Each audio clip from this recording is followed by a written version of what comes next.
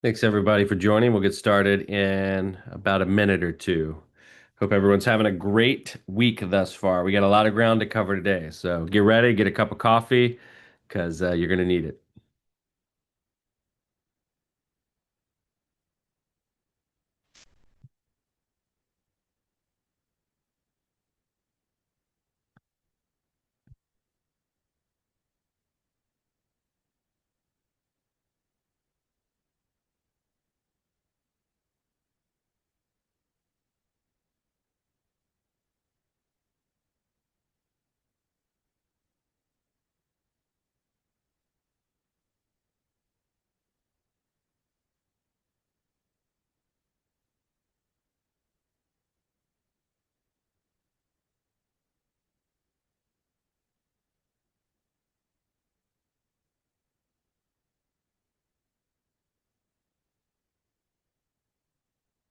And I think we're reaching critical mass here.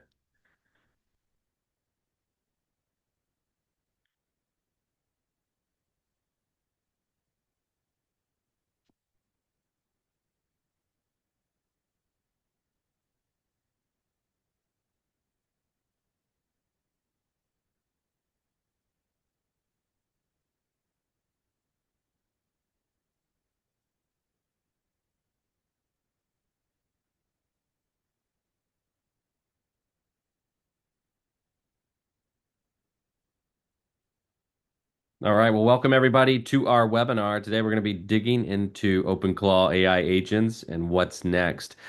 Seems like every day there's a new set of releases, new articles, new updates on what's happening in the world of AI. And just when we got our arms around generative AI, the agentic stuff came, and now we've got new vocabulary words like OpenClaw and paperclip and other types of things. And so today we're going to dig into what you need to know about that, where things are going. We're going to give you a little peek of some of them as well and talk a little bit about implications of these technologies for state and local government. Really appreciate you all joining. I'm also joined by our CEO, Noam, as well. So, hey, Noam, thanks for joining us. Hey Dustin, good to be here. I'm excited, guys. We're gonna have a fun session, and I hope we also get to make it a little bit interactive as well with a live vibe coding demo here. So, why don't we jump in? I'll give you guys a review of today. Again, my goal and our goal today is that those online here can engage with us and ask the questions, get some tools that are practical for them on vibe coding and agentic AI. But we're gonna start a little bit on the landscape because it's been shifting really quickly just in the last month alone. There's a agents arm race that you've been hearing a lot in the news between the big foundational player platform models and who's building what will make some do a little bit of order in the chaos there. But then also where we are now, right? Because we've gone through an evolution of stages from very early days where ChatGPT was something you'd ask you to write a Shakespeare poem to where today you're building workflows with it. And then taking it to the personal level, what this means for us, right? AI is often talked in hyperbole, a lot of buzzwords. What does this actually mean in terms of how agencies and employees and individuals can start creating what we call agents as a service, which is really a fancy way of saying creating your own workflows and tasks that are semi-automated in the beginning with the human in the loop, later on can potentially become autonomous as well. And then from there, taking a step back to looking at how do you do this at scale or how do you scale this out beyond the individual and building a foundation where your enterprise, your agency can start to really take advantage of the technology that's out there, but doing so in a way that matches the public sector in terms of governance and risk mitigation as well. So one important definition I think we have to talk about because AI often is discussed as let's talk about how ChatGPT is being used in organization, or let's talk about how Copilot's being adopted. And what we're starting to see in the last few months alone is that it's not just becoming a platform for prompt engagement or something that is a tool that you use on the side, but actually an entity or a workflow that is starting to create processes that is running on your behalf. Now, today, that it usually involves human in the loop. It's also sometimes often recommended in processes that have mission critical and require review. But that is slowly going to start to become processes that are automated. And we start to bifurcate that into dozens and dozens of agents. And the democratization of that creation means it's no longer, as I hope you come from the session today, no longer something that my best developer on my team can do, but any one of us that spends 30 minutes to an hour to a few hours training themselves and trying out the different AI tools can start to build their own agentic AI workflows that are fitting to their own use cases. So I thought what we would do today, we have lots of great content, but it's always good to show rather than just kind of talk about things. And what I wanted to do, and I'll share this with you, and you guys will bear with me with the patience here. We're gonna let me see. We're gonna do some live stuff, so we got to mix it up. We got plenty of slideware as we talk about the future, but Noam's gonna show you some of this in action right now, live, non-rehearsed. Yeah, yeah. So can you guys see my Yep. screen? Everyone doesn't? Yep. Okay, great. And what we're going to do is I'm going to walk you through an example that we are going to build together in Claude Code. So Claude Code is just one of the platforms that's out there that's available. And it's widely used. In the beginning, it was used by developers, something that was a little more technical. But then they started really making it so it's available to we'll call it the commoners like myself who have a touch to technology but are able to start playing around with it. And what I did here, I really want to walk you from the beginning. I downloaded what's called Visual Studio Code. This is just a platform that enables me in a prompt-based style to start engaging, building technical components. So something that was only reserved to technical people, now I can start doing. What I thought today is we'd go through and let's build a training. Your organization, you want to create a training, a platform on AI for various tools.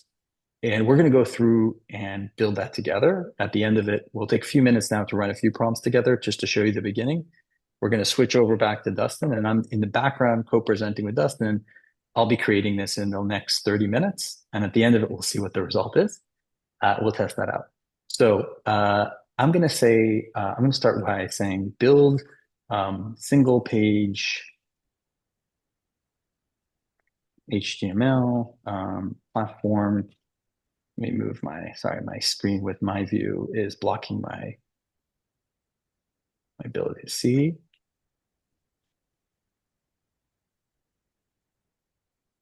There we go. Okay. It's a platform that we called AI training platform. Uh, it should teach employees on how to use Chat GPT, Claude, and let's say Copilot.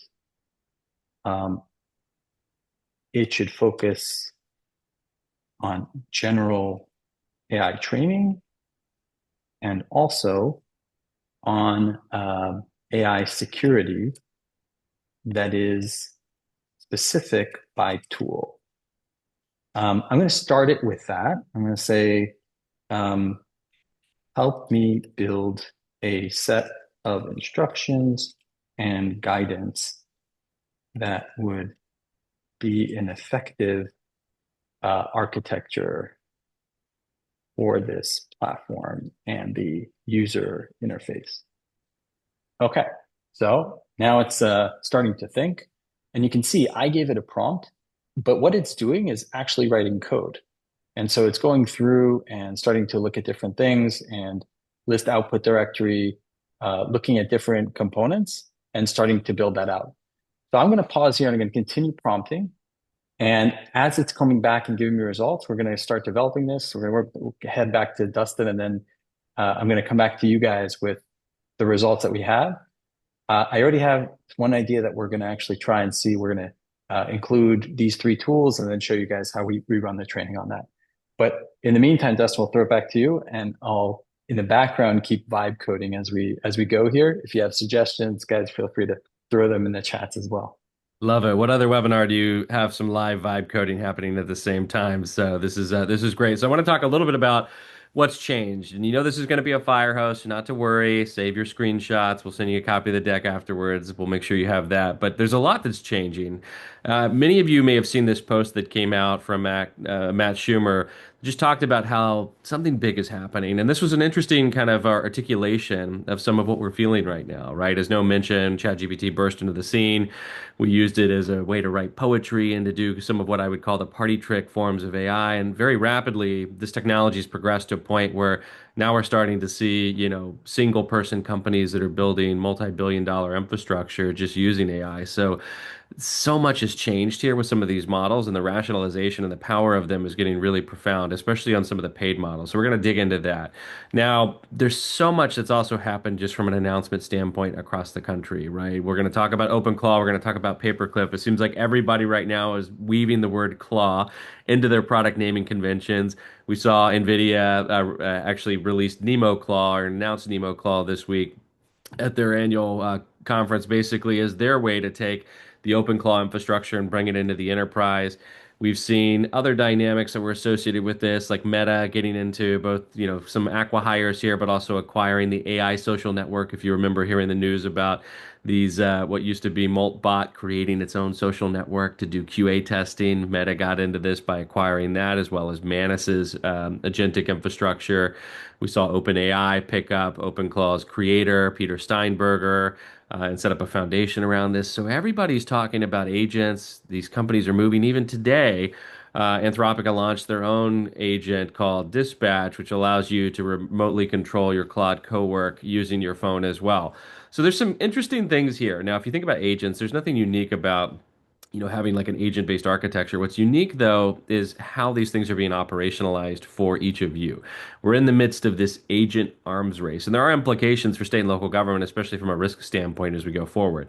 I think as you look at 2026, we're really at this inflection point, right? We were talking about using generative AI and bringing embedded AI into the workspace, and now everybody's shifting their messaging around AI agents and around orchestration and around having agents as a service.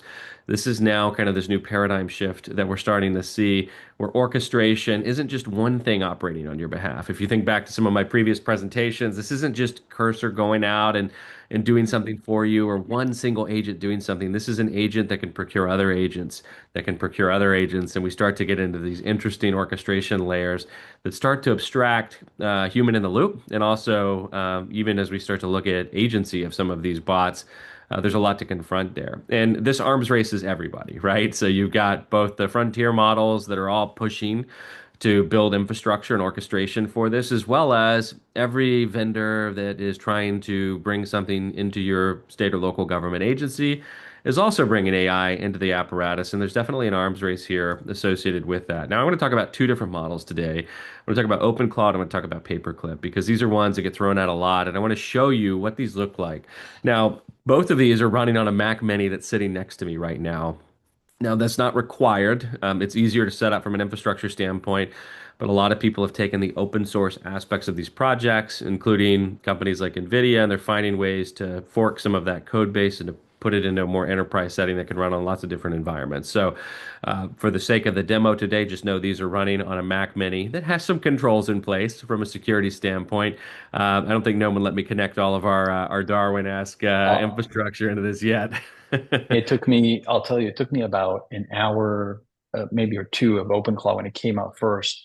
And it was at GitHub and going viral. I downloaded it, tested it out, immediately got freaked out of the security concerns and booted it out. So it was mind blowing in terms of capabilities, but also it was a real illuminating. I wrote a blog about it, how all of a sudden I felt exposed, even though I knew that AI could already do it. Actually was seeing it for the first time of how exposed it really made me of being able to connect all these applications was great from a functionality point, but then it also suddenly made real the fact that all these different applications, bank account, emails, WhatsApps, everything connected has great functionality, a ton of risk. Yeah. Yeah, that's such a great point. And also a ton of potential cost too, because these things, even though they're open source by nature, also require oftentimes API keys from some of these models, which can very quickly rack up cost if you're not paying attention closely. So let's talk about OpenClaw. So this, started lots of different iterations as a product.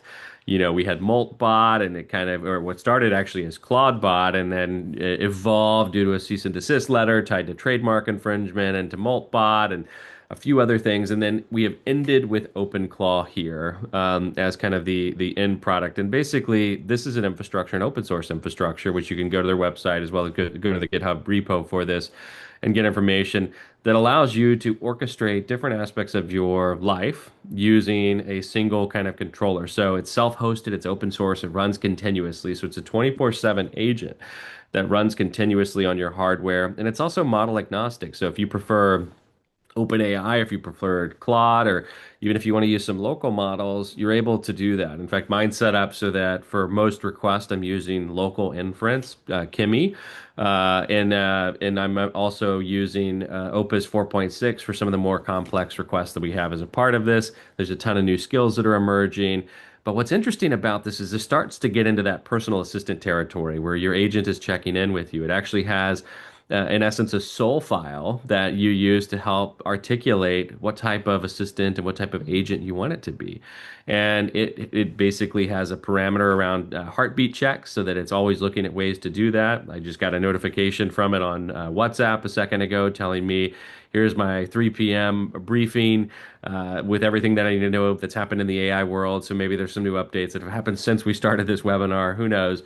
But this is the infrastructure that started a lot of this push for the agent of agent based conversations that are happening. And this, again, operates on your behalf, runs continuously, and is always in the background trying to accomplish the macro goals that you give it based on the role that's there. So, this is what this looks like from a backend standpoint. Again, I'm hosting this locally. I can communicate this through WhatsApp or through another provider. And I can give it simple goals like every day at 6 a.m.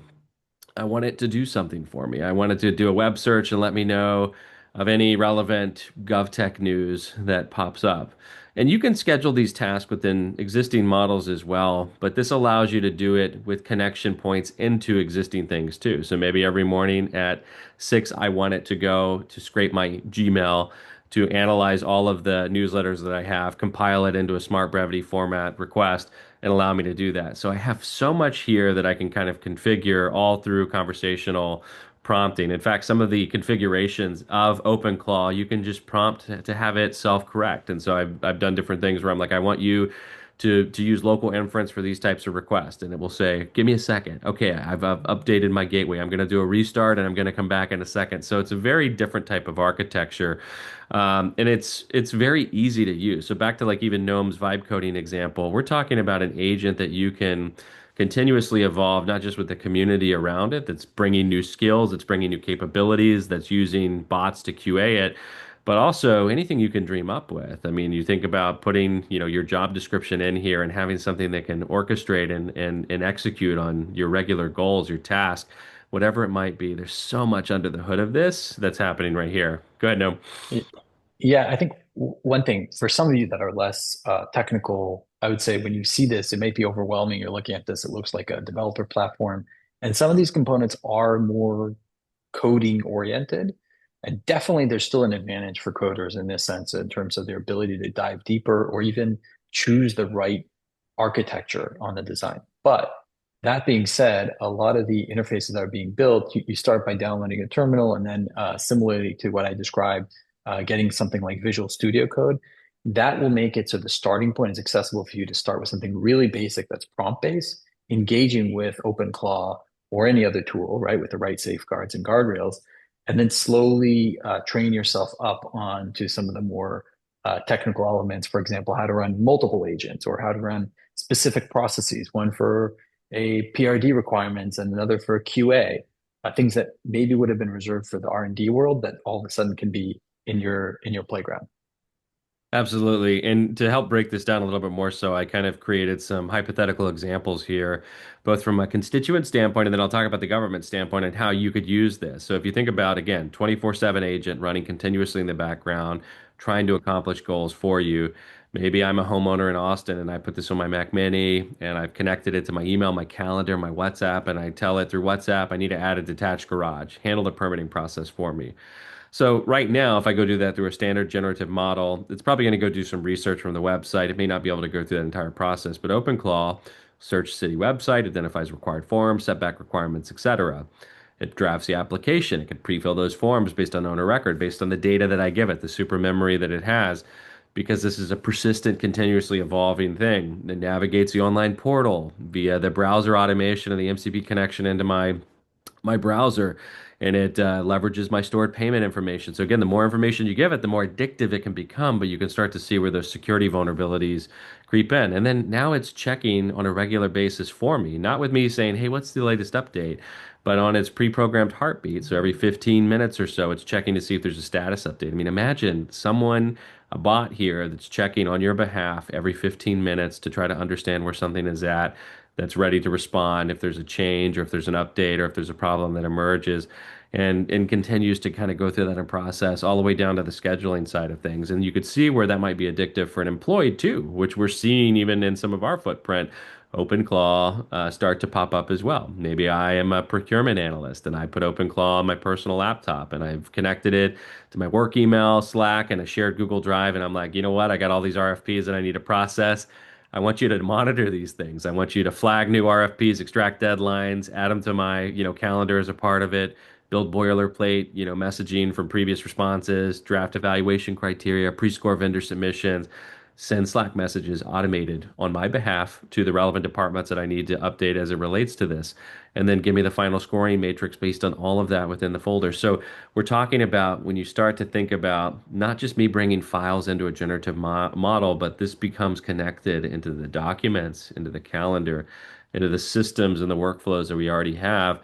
It's going to start to condition a different type of experience where we're going to start to leverage this for orchestration of our own workflow. Now, the challenge is, as you can see, lots of risk associated with that. There's, what LLM am I using for this? Where are they processing the information? What happens if there's PII in there? There's no audit trail for some of this.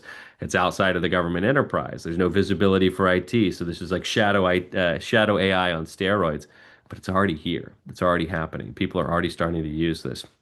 And governments are responding. Now, we've seen, of course, some national governments that have been spooked by some of this and understand the security vulnerabilities, especially from a national security standpoint, which is why we saw countries like China and even Hong Kong and others that have done that. But even companies, right? This poses a risk. I'm hearing a lot from, even GovTech companies that are like, you cannot use OpenClaw for your work. You can test it, you can put it on a Mac Mini, you can isolate it. Do not connect it to any type of major systems that we're using because it can be configured to not be as security risk prone as you may want it. But now I want to talk a little bit about like the evolution of this. So as we think about OpenClaw as one example of an agent that's running persistently working for you, there are other open source frameworks that are emerging that people are forking and they're creating different iterations to. And another one that was created is called Paperclip. And this is an open source orchestration layer for zero human companies, is kind of their mandate here. Basically, they want to allow you to spin up a company in your browser. It's hosted locally that you can orchestrate all kinds of different agents that have specific functions. So I was like intellectually interested in this, saying, let's create a way to do something really interesting here. So you, in essence, as a user, are kind of like the board of directors. You're not even an agent in the mix here. You're giving it purpose, you're giving it direction, you're giving it high-level goals. And this is going to orchestrate and create new agents. You don't even have to tell it what you want to create based on the goals that you want to do. So I had some fun with this because I said, what could we apply this to? So I applied this to creating the city of Darwin. And I was like, we need to create a comprehensive plan here. Now, I wanted to pull some real data because there's not a city of Darwin that I'm aware of in the United States. So I used Austin, Texas for the basis of this example. I'm like, I want a comprehensive plan. Now, I'm asking the mayor, which is the CEO of my environment, to build me a comprehensive plan. And so as I submit that request, I immediately get some new hire request from the mayor saying, "Hey, you need to hire some new agents to kind of come that are going to help me with the orchestration here." And so that single request basically created a chain of events where The mayor told me I needed a founding engineer, I needed a municipal research analyst, I needed a planning director, and oh yes, my OpenClaw setup, it needed to connect to that too in order to pull contextual information from my own background and files. And so that one request is turned into four different agents that are operating on my behalf. And it went and it built a plan and it built a set of documentation for each of the agents to go off of. It created updates. In fact, I was able to kind of go back and challenge it on a few things, and it went back and spun up new things. So this is what's happening now as we start to think about the multi-agentic future. People are going to start to use not just the open clause of the world, but they're going to start to leverage infrastructure that's orchestrating multiple agents on their behalf to do things. So as you think about, paperclip, maybe I'm moving to a new city and there's a whole set of complexity across different government agencies that have to deal with associated with that. So I'm moving my family of four to Denver by June 30th. Handle the government paperwork for me. So maybe there's a DMV agent that's spun up as a part of the registration process, a school agent, registration, utility agent, identifying maybe I know what address I'm going to. It needs to spin up and figure out what I need to do in order to establish services there, but is doing it for me. And then even down to like voter registration and all of the transitions that happens at. So this is four different agents that could be hitting different agencies that are again all orchestrating on behalf of a singular goal for an individual. Now, from a government standpoint, maybe I'm an IT manager in government that's got some shadow AI in myself, and I want to, define my department as a company, and I want this to basically automate my information technology department in my government. So I'm going to have a help desk agent that's basically responding to and triaging requests that come in through ServiceNow. I've got a security monitor agent that's looking for anomalies within logs. I've got a report writer analyst that's analyzing systems every week and looking for things that need to be documented and reported, and then a vendor tracker agent, right? So you can see the temptation here is going to be to start to connect some of this. Go ahead, Noam. And yeah, I'm gonna one thing to add. So you may ask yourself, okay, I'm today interacting in ChatGPT and running this process on my own with various prompts. Why is something like paperclip such a big leap? And so I want to take a second to organize in our mind how this actually starts working. When you are prompting in ChatGPT, there's something called context window, and it is essentially taking the memory of what you're asking and making references back to it as it's looking out to its entire training model. And as you keep going, right, the context window gets limited to your latest request, and you're asking it, okay, let's design a tool. Right now, I'm working as we're talking, design a tool. Now I'm already at the phase of the interface. So I want to work on specific interface stuff. Next, I go into the training and the content. Now, each one of those by itself is a task, but right now I'm mashing them all together and trying to write them in back and forth.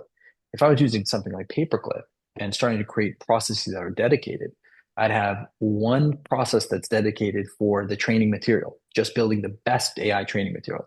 Another AI process that's dedicated to the design and user interface. It's the best designer and creating the best designs that's intuitive for the user flow. And then I start stitching those agents together essentially with tools like Paperclip, and all of a sudden moves from something that would be a prompt like engagement to a professional workflow that Dustin's showcasing a few examples here. And these are early examples, and you may say, well, that's impossible. It would require different types of infrastructure, but every government agency has online services. And those services don't know when a bot is filling them out or a human is filling them out. And so we're at the dawn of kind of agentic communication interface with government, whether government agencies are prepared for it or not. And so as we look at kind of what's happening from an evolution standpoint here, you can see where naturally some of these technologies can be very tempting to leverage because of the potential value proposition, the augmentation.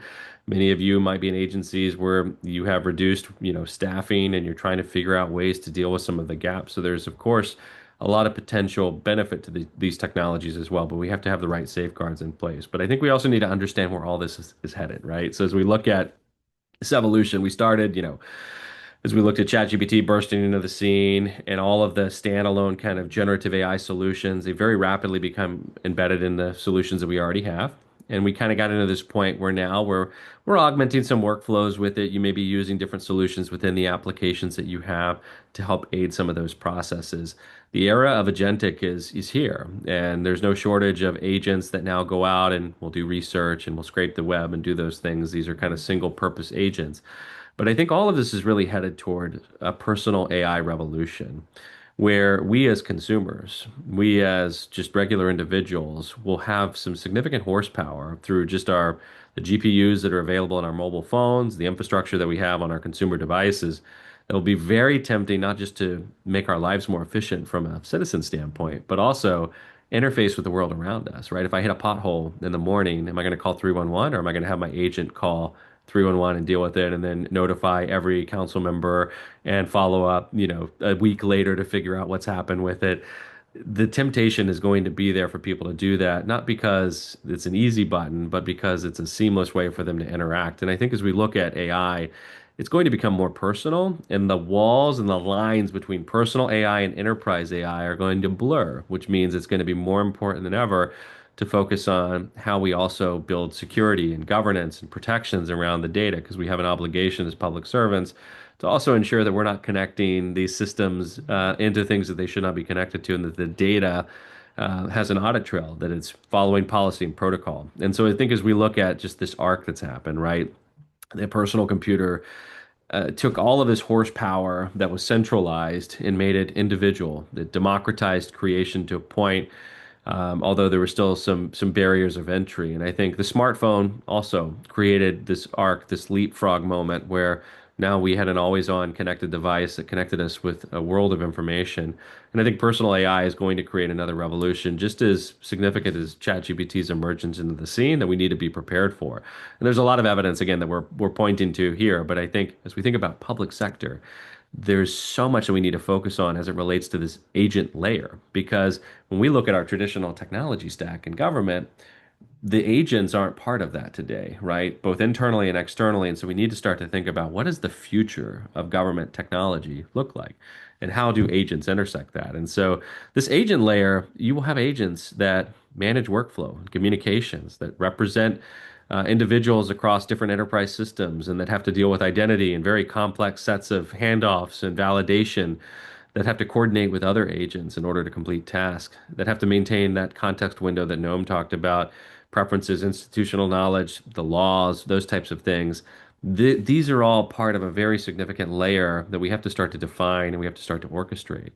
And when we think about this today, you may buy an enterprise software solution that's bringing, kind of generative AI capabilities that are in there. But what happens when those generative capabilities start to spin up new agents, and those agents have the ability to go out with some level of agency to go find additional data and to do things? Will they file open records requests on your behalf? Will they go and fill out transactional forms? What are the guardrails associated with it? So this emerging delivery model for government IT is also an emerging service model that constituents are going to have access to, that is going to change the nature of and the fabric of how we interact with information.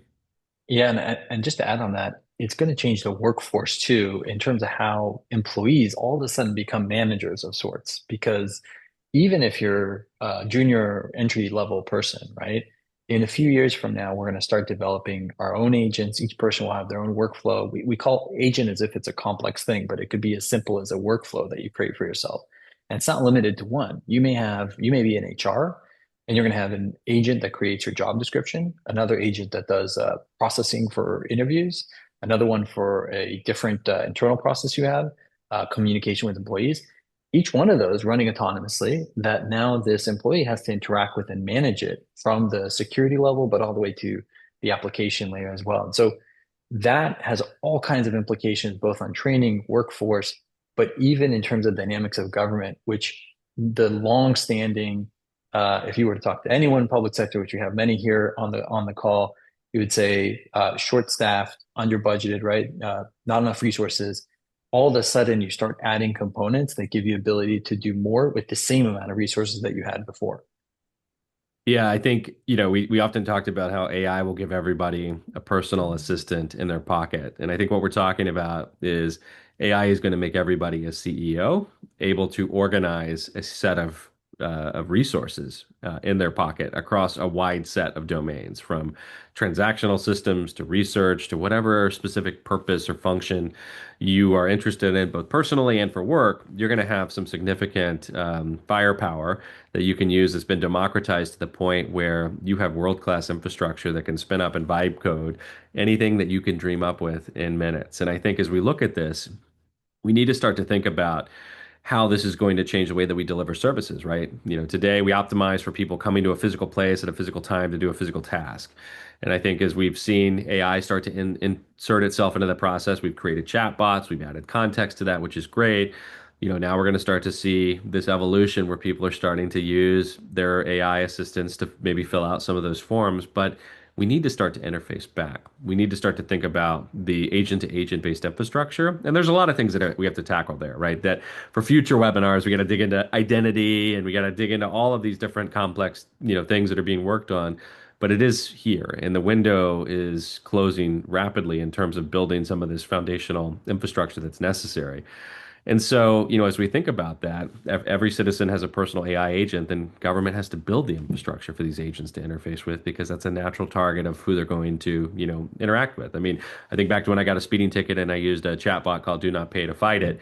That court that got that paperwork that I put into an envelope and mailed had no idea at that time they were dealing with a chatbot because I hit print on it and I sent it. Now we have a whole new set of infrastructure where I don't even have to do that. These agents are going to go and find a way to communicate on your behalf and argue your case without you necessarily being in the loop. And so I think as we look at this, the value isn't just the agent itself. It's going to be this layer that governs them. This is going to be the important thing because as you think about your own trust for these types of systems, model's one thing, the agent layer is another thing, the orchestration layer is the most important. How do we ensure that these agents are connecting to the right data and not the wrong data? How do we ensure there's safeguards in place? How do we ensure that they're compliant? How do we ensure that we're balancing privacy and security and other types of things along the way? And I think as you think about today, how agencies are investing in this, a lot of agencies are buying what we would call point solutions that are built on top of someone else's model, right? It's very easy and very attractive to try to find something that's built on OpenAI that's solving a specific purpose, a specific function. The challenge is the technology is moving so rapidly that very quickly a lot of these things are being absorbed by the frontier models themselves. And so it's very disruptive from a GovTech acquisition standpoint because you may see something that's really interesting and cool, but then all of a sudden it's a new skill that's available in Claude tomorrow. The real opportunity here is to start to focus on orchestration and governance, to start to think about visibility, control, the ability to produce records, the ability to do policy enforcement. And this is kind of where we're seeing a lot of emphasis right now, especially with more of the progressive agencies that are out there. And orchestration, when you hear that, your eyes may glaze over and go, "Oh, Dustin's about to give a sermon on AI governance." This is not that. AI governance and orchestration of these models basically is simple. You can't control what you can't see. So you got to have visibility. You have to have enforcement of policy, not meaning that you even need an AI policy, right? You have existing policies that already apply to AI. You just have to enforce them. Audit trails, the infrastructure to think about how to manage these agents themselves and to ensure that they're safe to deploy. All these things have to be confronted. But we also have to start to think about where this sits, right?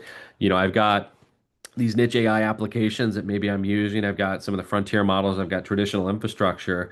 We need to start to think differently about governance. It's not a piece of paper and it's not a team that meets on a regular basis. This is a fundamental aspect of your technology stack that needs to be present. And I would say in this AI moment, it requires a new look at how we actually design and organize and architect that going forward. And I think as we look at agent-based governance too, right? We need to start to think differently about the agents that are in our enterprise. What can they do? Who is the agent? What is it doing? What kind of controls do I have in place on it? Who owns the outcome, right? All these things we have to deal with and start to button up and ensure that we're confronting them. And as you start to think about, maybe you want to look at OpenClaw or some of these other tools that are there, we need to start to ask questions around does it require access to sensitive data, audit, human in the loop provisions, a lot of different things here that we're happy to kind of work with you on. But these are new questions that are not normally part of our existing process that you're going to want to confront. So now as we look at kind of building the foundation, I think there's a lot of things that are in place that need to be here, right? We need to start to think in terms of APIs, not like single applications. We need to think about how do we authenticate agents in a zero trust way where the agents themselves have to prove that they have the means, the role, the rights, and the need to access information. We need to still focus on the basics, machine readable data. We need to start to think about kind of the agent to governance and layer of this with how citizens are going to interact with it. Then, of course, even pieces like the equity safeguards, ensuring that we're not leaving anyone behind as a part of this.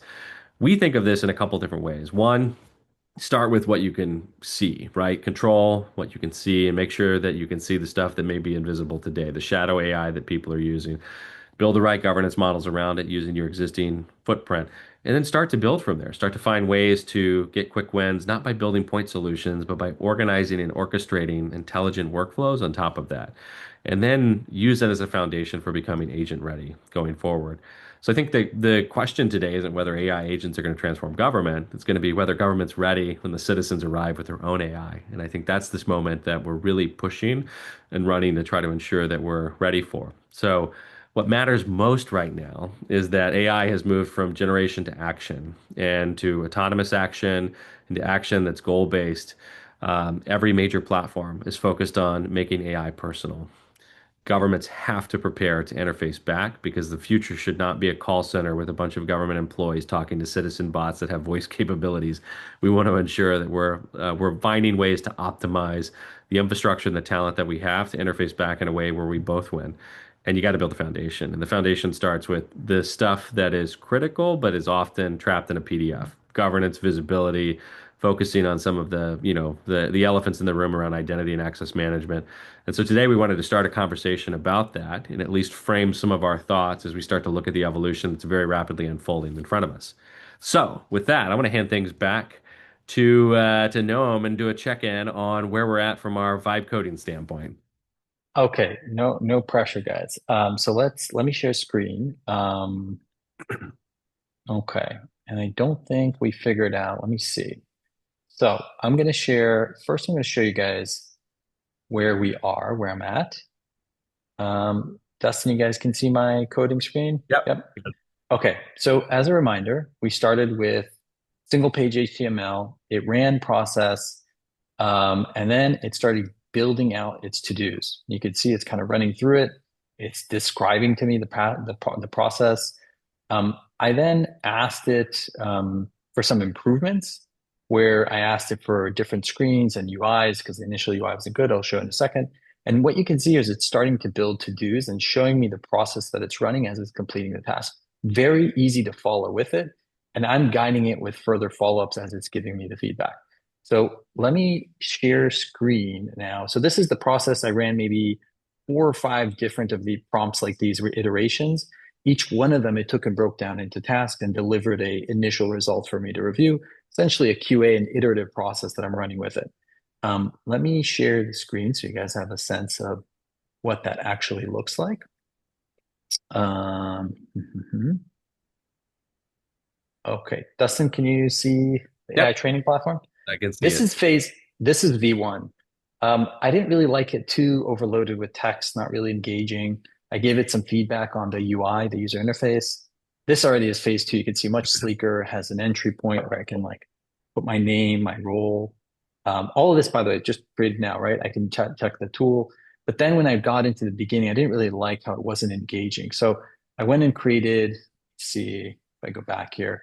I went and created different platform between the general training and security and governance. And then the last one, I gave it an interface where I wanted to give the role, but then also engage dynamically. So I created an API to OpenAI to be able to actually interact live. So I don't think we have the voice working, but you'll tell me if you hear something. I actually connected it also. If you guys see, this is 11 Labs, which does voice AI.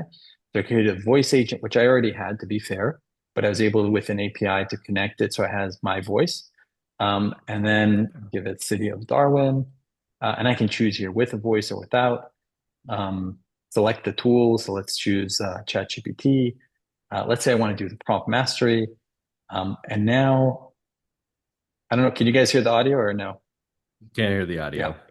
Okay, so no audio. We'll continue without the audio, but there is an audio that sounds exactly like me because it's a clone of my voice. Choose the pace. Let's see. Scenario 1, team lead needs a project update, write a prompt. Let's give it a bad example. I need an update for my project, 85% complete. So you see it's scoring me live as I'm doing it. It's processing it now, running through and understanding how my result was, giving me, here's the feedback on the prompt. I did the task in specifics, but I didn't get tone. I can look at the detailed analysis of what I didn't do well, keep going. It gives me what a structured prompt would look like. So I could keep going through this and through the process. but I also could do this and run it on a security awareness where it's more dedicated to security training as well. And here it would give me some general information about it that it started with, give me an incident that came back. Let's see if it gives me something practical.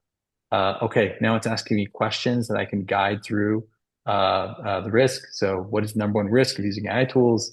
Gives the wrong answer, replace their job. I'm going to go with sensitive data leaks. I get like a little gamification here on the top. So gives me now bucketing of the different tasks by the different tools. I'll pause in a minute because we could keep going on this, but you guys can see that this is something that we were able to do together in 30, 40 minutes of conversation. And while there's for sure still kinks in here that I have to work out, this is something that was just a starting point that anyone here can create for their own work environment to say, we're going to do training on this tool and create their own platform that fits their own flow and needs and really evolve it from there and have participation from the team. So I hope this opened your mind a bit because I'm not a developer. I wouldn't hire myself to my R&D team. But this now opens up the world to people who are on the non-technical side to start to create real world applications and workflows. I think our next webinar, we're going to have everyone like submit a problem they want you to solve within, 30 to 45 minutes, and we'll vibe code a solution. So Love it. yeah. So thank you all for hopping on. I know that we've kind of gone through 45 minutes of rapid fire, here's what's going on in the world, live kind of vibe coded example of what this looks like in practice. It is a wild time to be a public servant, and we're so excited to see what our partners are doing, and if we can be helpful along the way in your own journey, whether it's just understanding where things are going, talking to your team, or spending some time to focus on what does it look like to actually operationalize governance, get in touch, reach out to Noam and I. We're on LinkedIn, follow us there. I know we had a question about where to follow some of the blog posts that are coming. You can look at our blog at darwingov.com. I would also encourage you to just follow us on LinkedIn, connect with us there. We're trying to pump out regular stuff. I mean, again, some of the slides today from the webinar were created today because they were announced today. That's how fast things are moving. So it is a wild time. So we hope this has been helpful too. So give us feedback as well because we're going to do more of these. We want to make sure that we're beating a drum on what's going on with AI and kind of keeping everyone in the public sector aware of that. Yeah, and there's already a question to share the prompt thread with the call. So you guys are welcome. Reach out to me because there's a whole process, right? And I can probably help create a better one than I did in the last 30 minutes. But I'm happy to have that call and kind of just show you guys how to enable you guys as well and give you the prompts that I've been writing as well. Or if you want us to do it for your agency, let us know. Noam and I have been on the road and we've actually done some of these live as well. So if you want a vibe coded workshop, It's super engaging. It's yeah, super engaging to your team rather than this like academic thing to come and say, hey guys, let's come and build something, give us use cases and we work on it together. And they, within an hour or two, they see something live in their hands. It's very meaningful. yeah, yeah. I think you won. I think you beat me out since I had like 45 slides. So good job, Noam. All right, appreciate everyone for hopping on. We look forward to staying in touch with you, and don't hesitate to reach out if you need anything in the meantime. But thanks for your time today, and we'll see you on our next webinar. Thanks, everyone.